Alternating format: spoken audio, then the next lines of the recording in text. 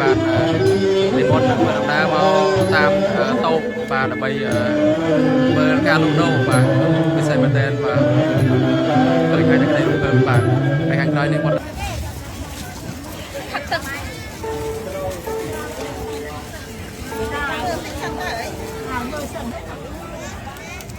បាទវត្តមានរបស់ព្រះអង្គបាននិមន្តតែកន្លែងខាងមុខ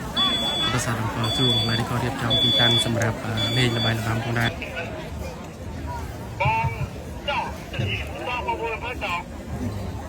ទស្សនាល្បាំត្រុដិ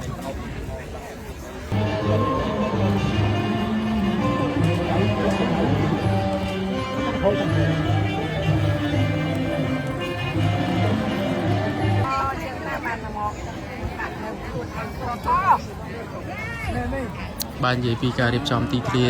កន្លែងនេះគឺទន្លេល្អបាទទន្លេល្អខ្លាំងណាស់ហើយថ្នោតបាទថ្នោតទាំងធ្លីបាទថ្នោតនេះមានស្ករថ្នោតមានអីគឺដាក់តាំងនៅត្នេះតែម្ដងបាទច្រើនមែនទែនហើយបាទពិតជាវិថងទៅនេះបាននៅបានដាក់នៅទីតាំងของនេះ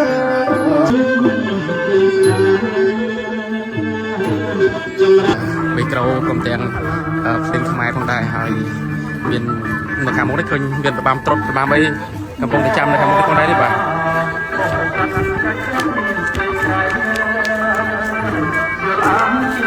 ដូចជាឆ្នាំមុនខ្ញុំបានមកថតបាទ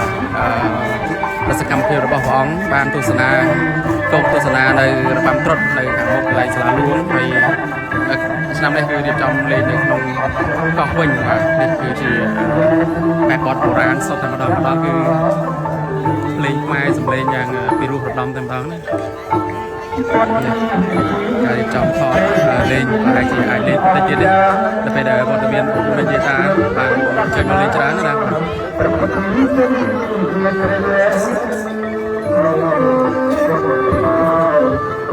បាទទីតាំងផ្សារបាទដីកោះបុរាណ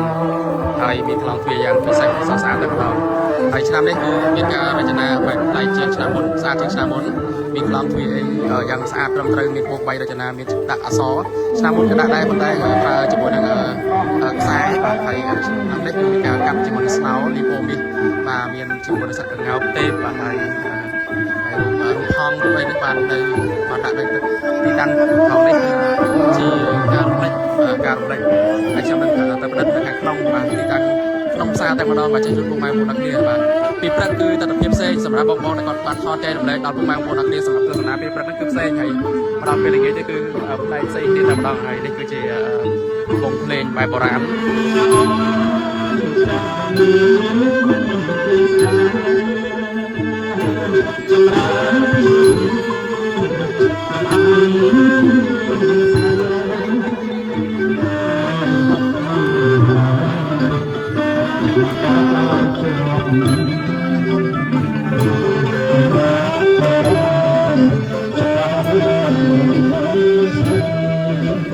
ស្មានចាប់ដើមឃើញ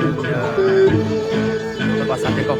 នេះវត្តមានរបស់ព្រះអង្គគ្រូធម្មវិស័យព្រះអង្គនៅកន្លែងនេះដែរនិមន្តបន្តជាមួយនឹងលោកជំទាវកែសុសុភីបាទមកមុនទៀតនេះលោកជំទាវកែសុសុភីបាននិមន្តនឹងដំណើរមកតាមតូបបាទដើម្បីមើលការលូតដូរបាទពិសេសមែនទែនបាទឃើញតែក្តីរំភើបបាទហើយខាងក្រោយនេះវត្តមាននៅលោកជំទាវព្រមទាំងបាទលោកអភិបាលស្រុកហើយបាទហើយជាក្រុមការងារបានអញ្ជើញបាទអមដំណើរជាមួយនេះបាទជាពិសេសបាទមកមួយនេះគឺខ្ញុំនឹងប្រតិបត្តិនេះបន្ថែមទៀតចែកជូនបាទលើកនេះបាទនេះបាទពីរូបមែនតើនៅសំឡេងបែបបទប្រពៃណីខ្មែររបស់យើងនោះបាទវត្តមានរបស់ព្រះអង្គនិមន្តតូតមើលនៅការរៀបចំព្រមទាំងដំណើរការនៃការលេងល្បែងល្បាំជីប្រៃខ្មែរបាទបាត់គ្នាបាទ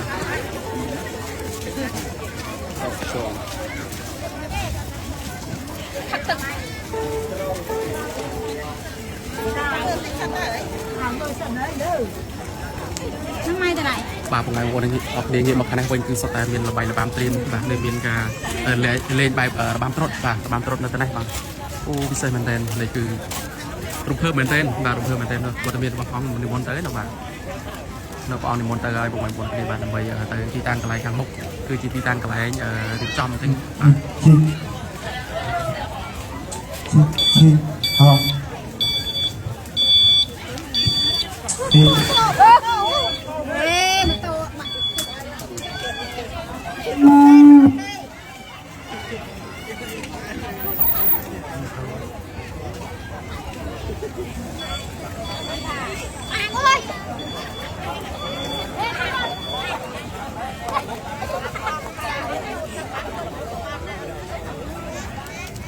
vật này là một ông là người ta cái này trong mộtภาษาของจูงไว้ในข้อเทียบจำที่ตั้งสำหรับเล่นระบายความคงได้ให้ติดคอมเมนต์ฟุตบอลสัตว์อยู่ตรงจำช้างมาช้างมาได้มาไปจำตัวสนาจำเมื่อตัดเทียบไปใส่คือมาจงรูมเลยในแต่ละดอก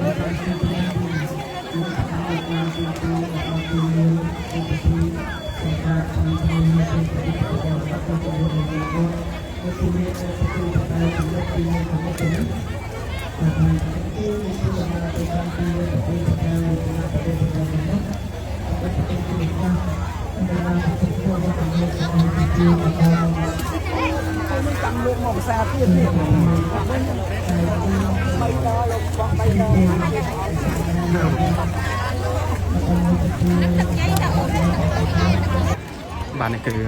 การประตูหลักจำvàสำหรับฟุตบอลสัตว์ชนะเหมือนเต้นปงแมงปงนักเรียนบ้านนี่คือจีตัดเพียบเจ็ดสไตล์ตามมอดองในน้องตีตังก็ป่าขังบกอะไรจะซาดำกอลช่วงนี่ปงแมงหมดที่บ้านก็ใช่นะบ้านดีนะบ้านเป็นซาได้วัดมีระบบป้อง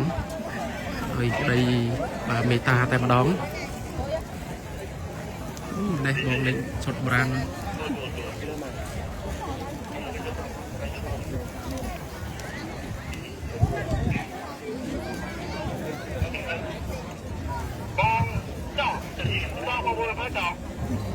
satu senar bam trot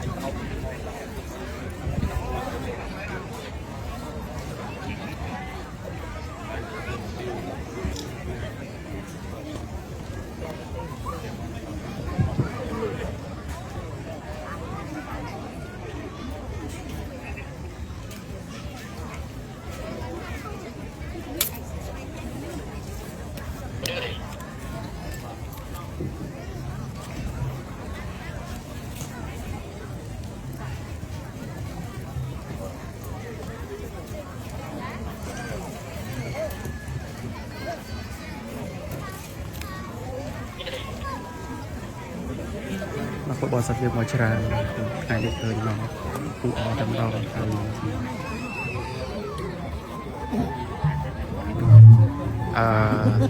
เตรียมจำสถานสังการระบบองครับมาไงเด็กไงเด็กอะไรจำเมียนโรงเมียนกาตายตังไอจราน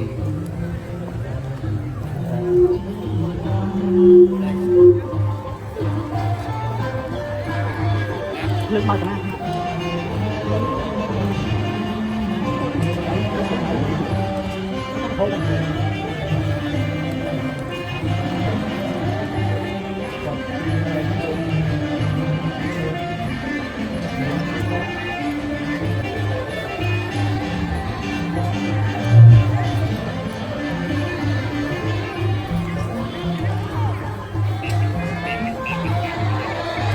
บ้านในกำปงโรงจามจรามันแต่ตรงมาหมดในบ้านในที่ต่างไกลมกภาษาตำกอจุ่งบ้านให้บอกตัวเมียบอกเอาหน้าที่นี่บ้านกำปงได้โดยโรงจามให้ใส่มาตัดเทียมหนึ่งการเรียบจอมในที่ต่างไกลในคนได้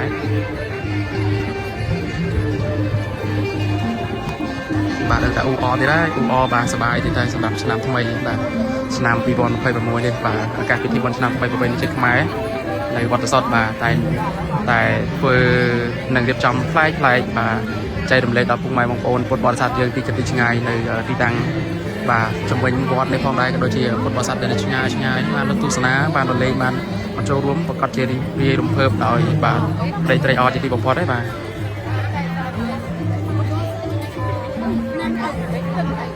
มันใช้ออดฟุตบอลสัตว์ได้เลยแต่เมียนวัตเมียนระบบอ่อง